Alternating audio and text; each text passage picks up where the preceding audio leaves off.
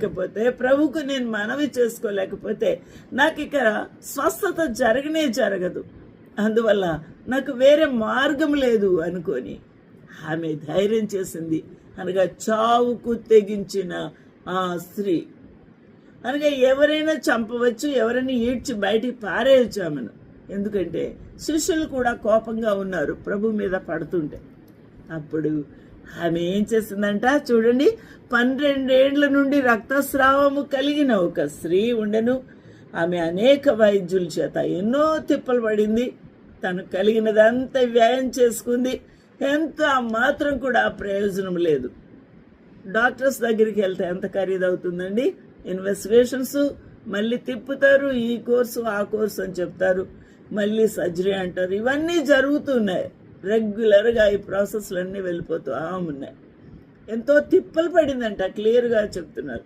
ఎంతో వ్యాయామం చేసిందంట. ఎంతో మంది డాక్టర్స్ని మరి కలుసుకున్నది, ఆమె బాధ చెప్పుకుంది, కానీ ప్రయోజనము లేకపోయాను.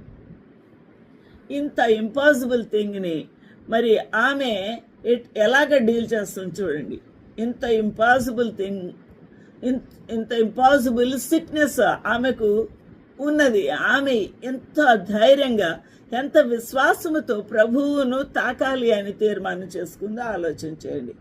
ఇందులో చాలా బలమైన తీర్మానం, బలమైన ఆసక్తి, చావుకు తెగించిన స్థితి.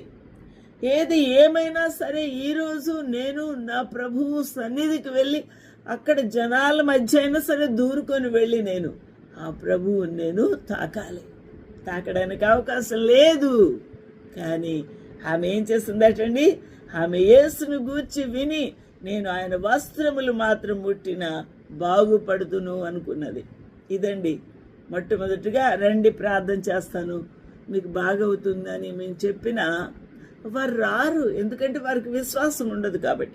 కాబట్టి విశ్వాసం ఉన్నవారు ఏం చేయాలి? ఒక తీర్మానముతో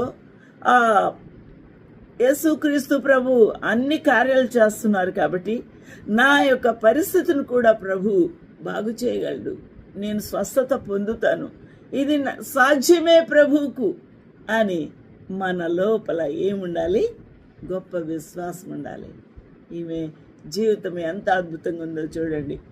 యేసుక్రీస్తు గురించి వినాలి, దేవుని వాక్యం చదవాలి, దేవుని యొక్క వాక్యం వినాలి, ఆ వాక్యము నీతో మాట్లాడాలి, నీ లోపల అది కార్యం చేయాలి. హల్లెలూయా! అప్పుడే నీకు విశ్వాసము కలుగుతుంది. వినుట తోడ దేవుని